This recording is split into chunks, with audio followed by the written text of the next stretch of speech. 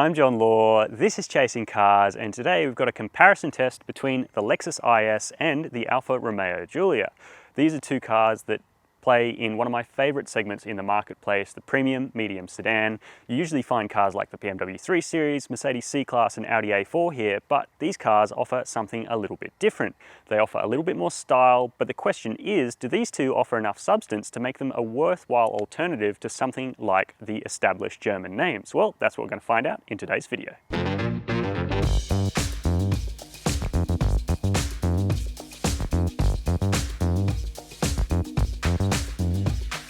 So the two cars we have here today are pretty much on price parity. Firstly, we have the Alfa Romeo Giulia Sport. Now this car was updated in 2020, or at least late in 2020 here in Australia, and it's sort of just starting to trickle out onto the marketplace now. This is the Sport, which is a new variant for this sort of midlife update, and it brings some of the stuff from the base model and then some of the stuff from the old Super that was probably the pick of the range before. It just gets some slightly larger 19-inch alloy wheels, which I think look fantastic. And in fact, the whole package of the Giulia looks fantastic. Usually on a good day, I'd be saying the IS is a really amazing looking car, but to me, Alfa Romeo have just done such a wonderful job with the crisp lines of this Giulia, classic proportions, and every time I see one on the road, I can't help but stare. It's a bit of a shame it's only in this German rainbow grey today. It looks so good in so many other colours, but we understand that this colour is probably a fairly popular choice for actual buyers. Now this car here we have usually runs for $63,950 plus on-road costs, but as we'll get to in a minute when we check out the interior, it does have a couple of options that bring the price up a little bit. As for the Lexus, it's a little bit more affordable in terms of absolute base price. We have the IS 300 here. It's the base model now in the range. There's no more IS 200T, and as you can see, it looks very, very different to before. However, under the skin, while things are different, it's not an all-new car. So this IS 300 retails for $61,500 plus on-road costs here in Australia, and this one is spec'd up with a sunroof, and that brings it to $63,500. So very much close to that Alfa Romeo Giulia. I think it looks fantastic, as I said before, but yeah, you just can't beat Alfa styling. It's just fantastic in this segment. So what we're going to do in today's video is do our usual thing, where we jump inside these cars first, starting with the Alfa. Then we're going to take these cars out for a spin on the road and give you our thoughts on how well they go. Now, if you like videos like this and content like this that we provide on Chasing Cars, make sure to leave a comment in the comment section down below, and we'd love it if you could hit subscribe as well. All right, inside the Giulia. So, inside the cabin of the Alfa Giulia, and the Italians have done a great job of doing a little bit of theatre inside here. It's a really special place to be for a mid-sized luxury vehicle.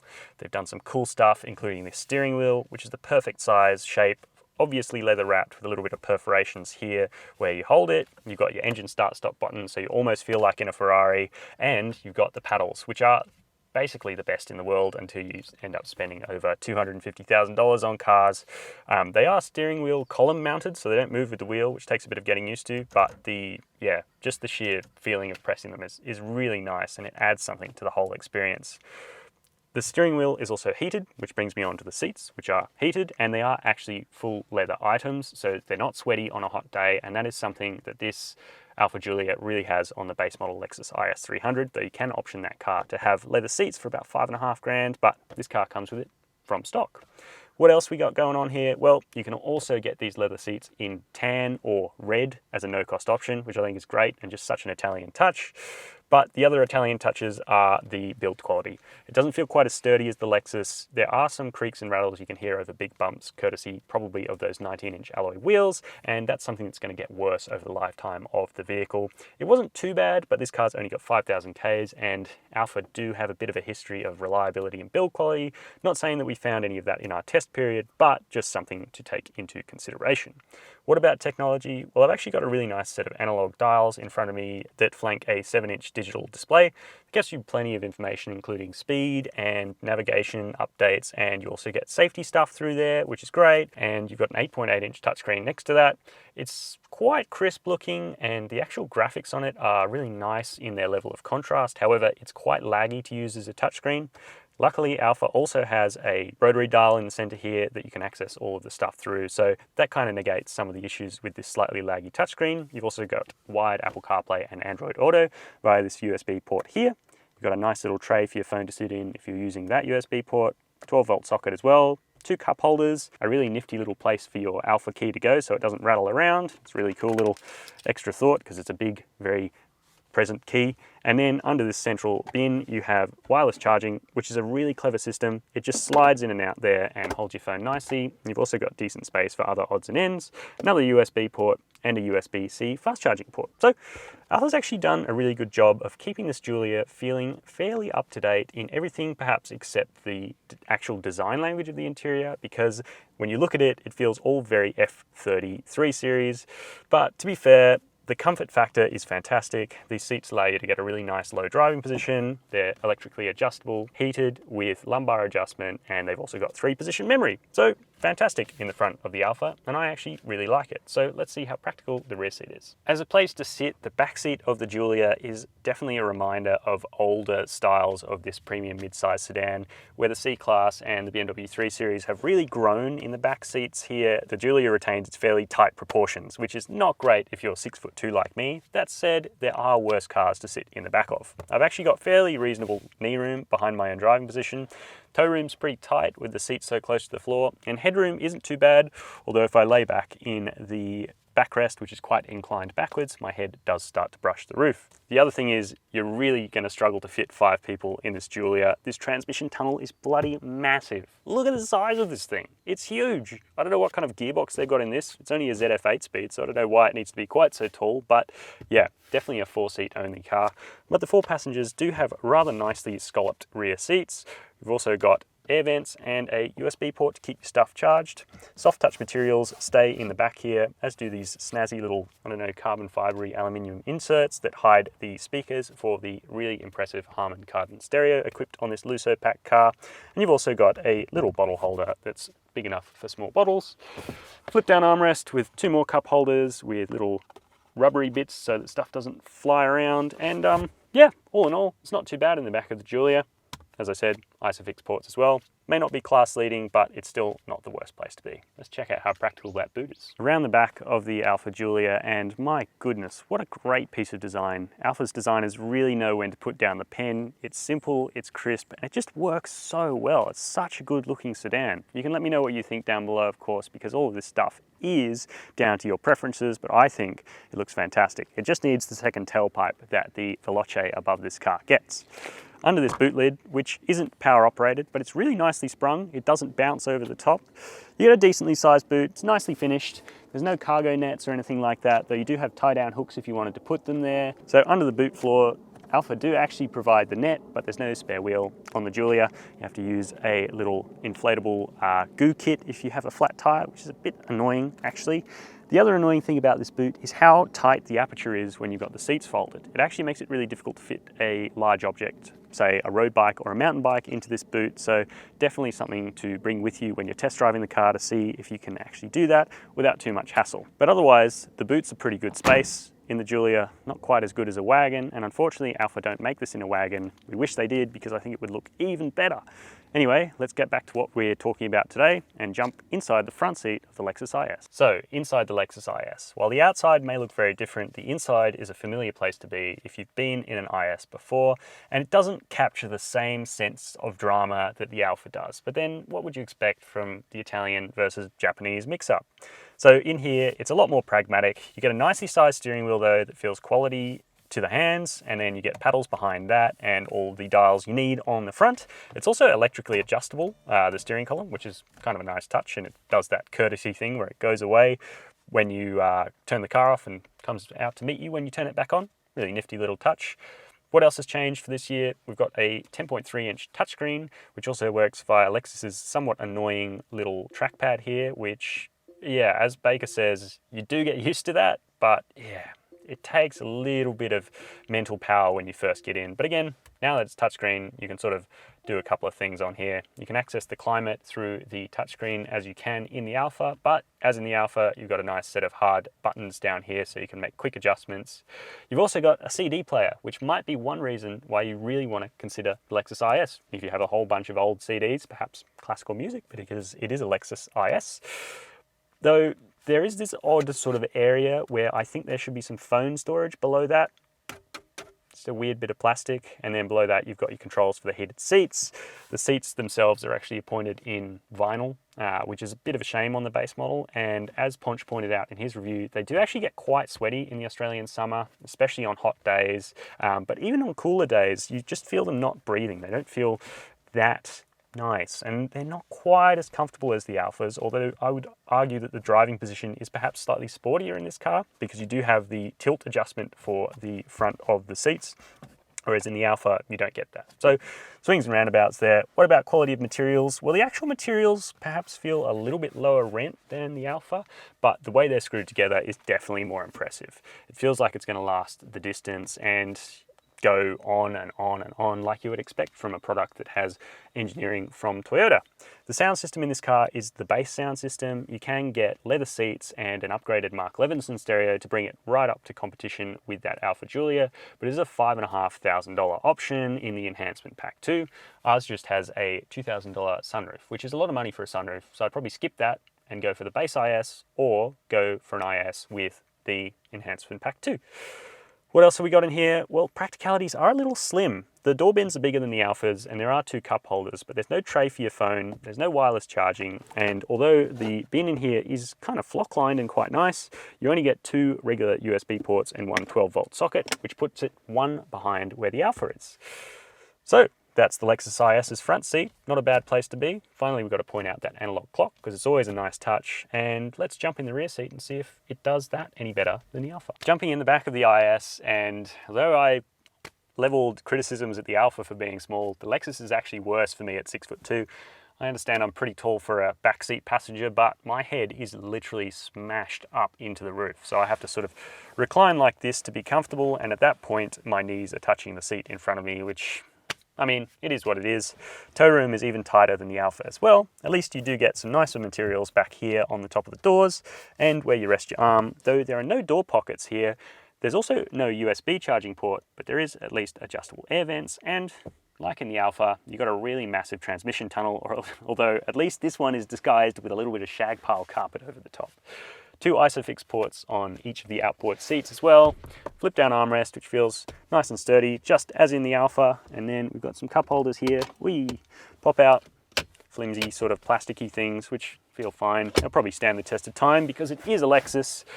The squab itself is pretty comfortable though, quite upright, which is one of the reasons why that headroom is such an issue. Perhaps with the sunroof it wouldn't be so bad, but as it is in this IS300, yeah, it's pretty tight for me.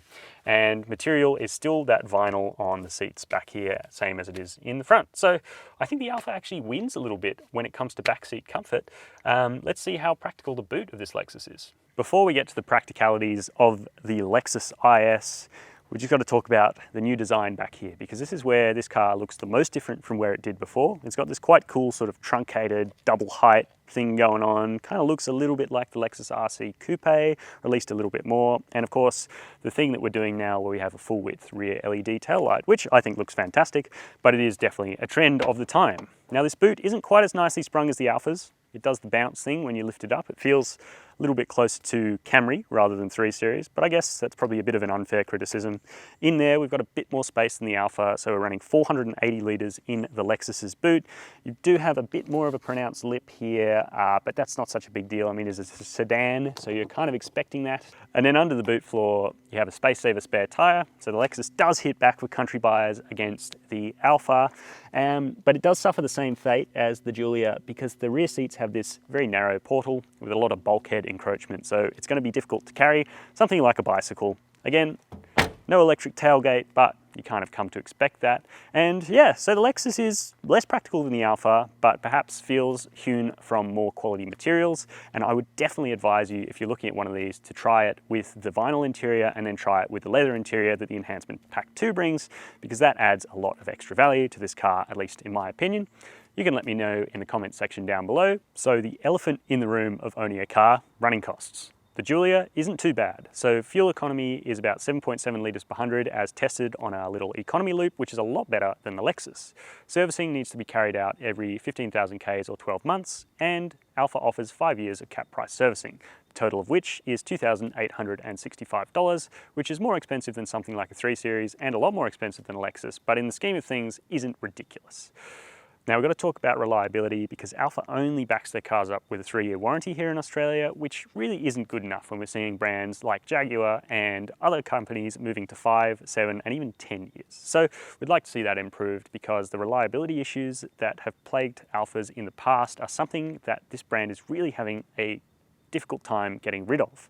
Now, there's not so many issues with these base model Giulias, and we didn't experience any on tests, but the range-topping Quadrifoglio has had some rumblings of unreliability. But anyway, you can let us know in the comment section down below if that would affect your purchase of an Alfa Romeo Giulia. So you would probably expect running a Lexus to be a little bit more affordable than a highly strung Alfa Romeo, and in some ways it is, but not in fuel economy, because this IS300 on the same consumption loop averaged 9.5 litres per 100 kilometres, which is significantly worse than the Alfa.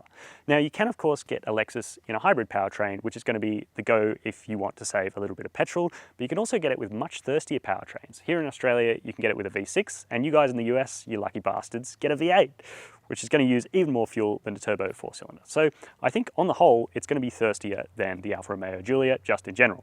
Anyway, on to servicing, where Lexus is a very simple, easy to understand scheme. There's 3 years of cap price servicing at a price of $495 per service, bringing it to a total of $1,475 over 3 years. Now, if that carries on to 5 years, then you're going to end up with basically the same cost as owning an Alfa, but you're probably going to have less reliability issues because it is a Lexus, and Toyotas just have a reputation for being just that little bit better put together. So, what's the Alfa Romeo Giulia Sport like to drive out on the road?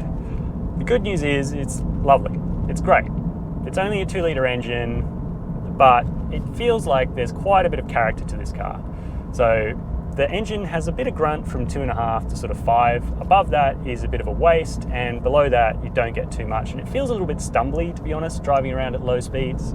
So better to have it higher speeds and enjoying yourself a bit more. Outputs of it are 147 kilowatts and 330 newton meters, which are adequate, especially given this car's weight, so 1,390 kilos or thereabouts, significantly lighter than the IS. We'll come back to that in a bit. And it feels light as well.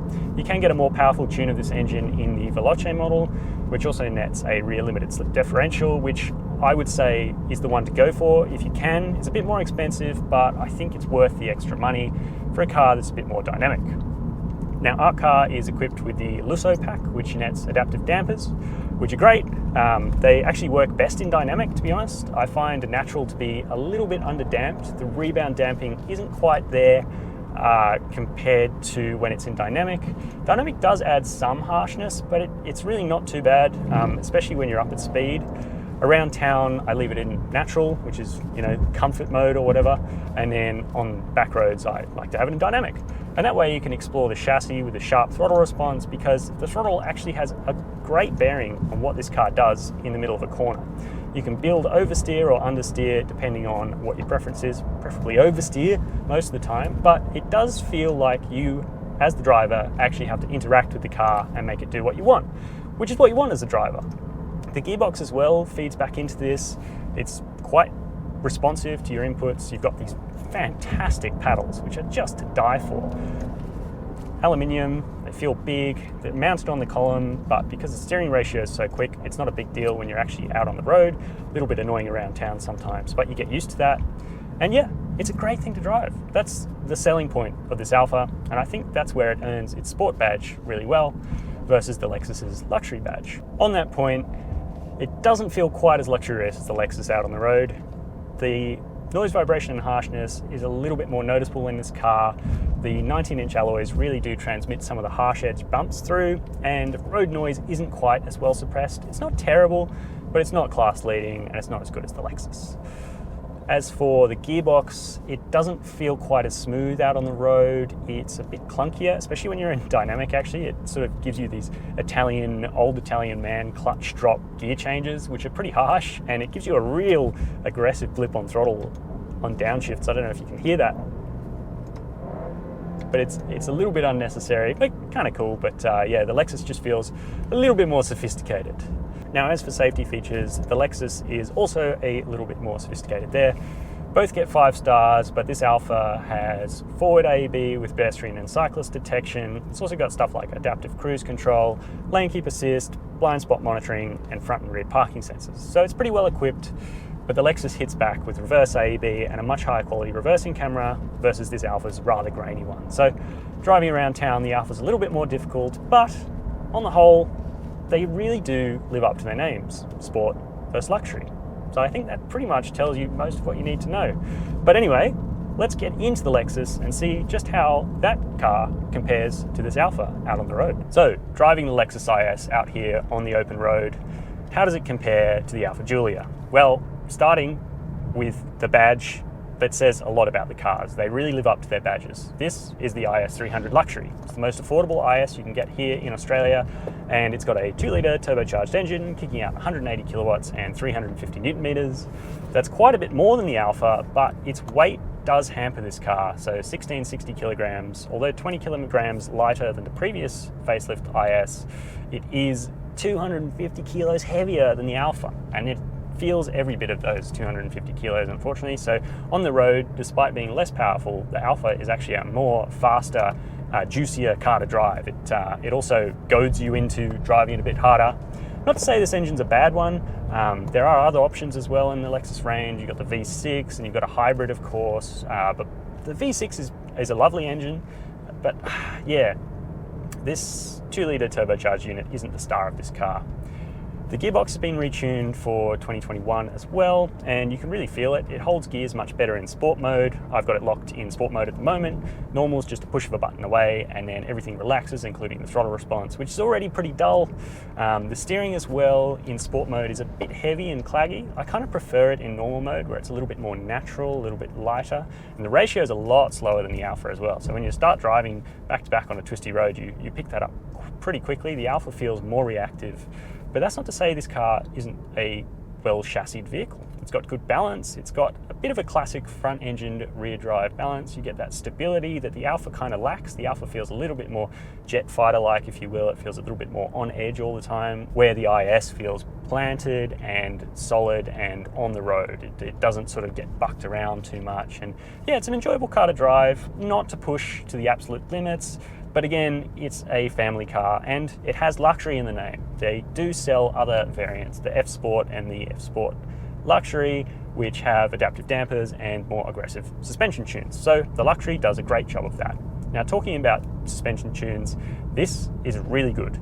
Lexus has pretty much nailed what I really like about a suspension tune, that is rounding off all the harsh edges. It's a little bit to do with the slightly smaller 18-inch alloys that are a lot less crashy than in the Giulia, and the dampers and the spring package just feels that little bit better matched together than in the Giulia, which just feels a little bit underdamped for the spring rate and a little bit all over the place unless you have it locked in dynamic mode.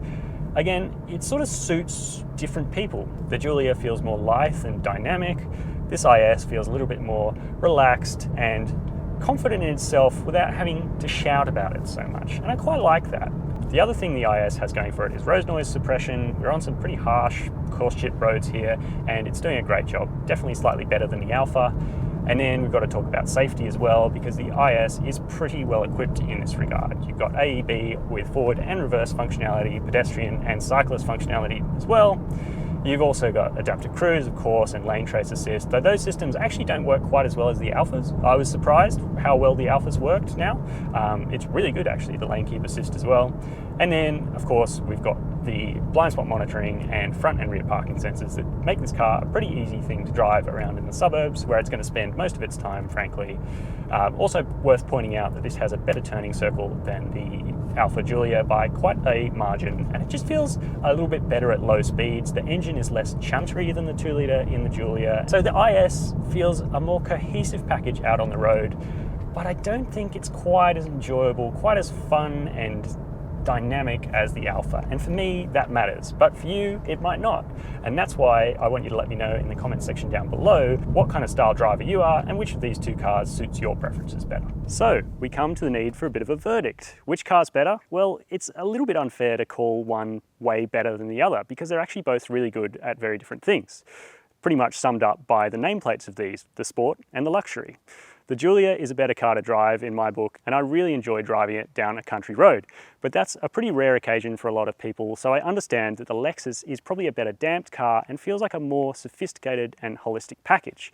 There's also no issues of reliability to worry about with Lexus, but again, I think I would have the Alfa, but I'd spend the extra little bit of money to get the Veloce. But you can let me know in the comment section down below which of these cars you'd have, or if you'd like to see any other competitors thrown into a future comparison.